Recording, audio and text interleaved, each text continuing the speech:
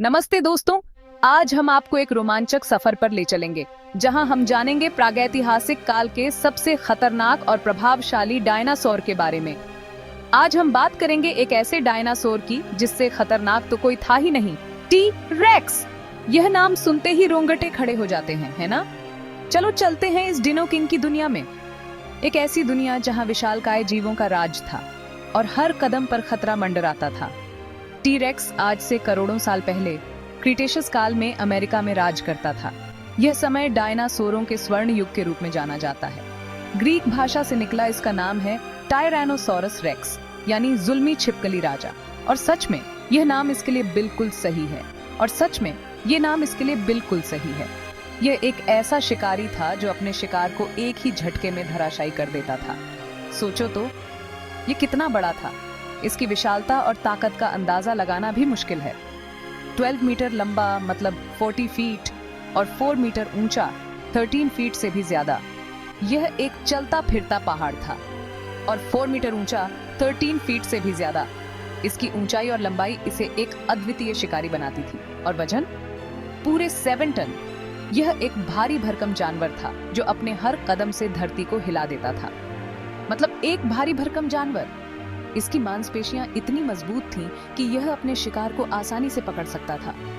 T racks की खासियत थी उसके ताकतवर जबड़े और बड़े बड़े दांत। 30-40 सेंटीमीटर तक के। यह अपने शिकार को चीर फाड़ कर खा जाता था। 30-40 सेंटीमीटर तक के। इसके दांत इतने बड़े और नुकीले थे कि यह किसी भी हड्डी को चबा सकता था। हड्डी मांस सब कुछ तोड़ फोड़ के खा जाता था।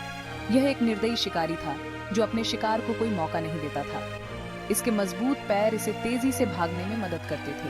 हालांकि वैज्ञानिक अब भी इस बात पर बहस करते हैं कि यह कितना तेज भागता था। कुछ का मानना है कि यह 20 मील प्रति घंटे की रफ्तार से दौड़ सकता था।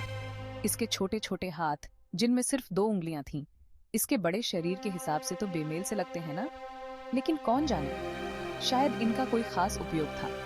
शायद टी रेक्स इन हाथों से कोई खास काम करता होगा जो हमारी समझ से परे है। अब बात खाने पीने की। यह एक मांसाहारी डायनासोर था। टी रेक्स एक मांसाहारी डायनासोर था। इसके जबड़े और दांत इतने मजबूत थे कि यह बड़े बड़े जानवरों को भी झट से अपना शिकार बना लेता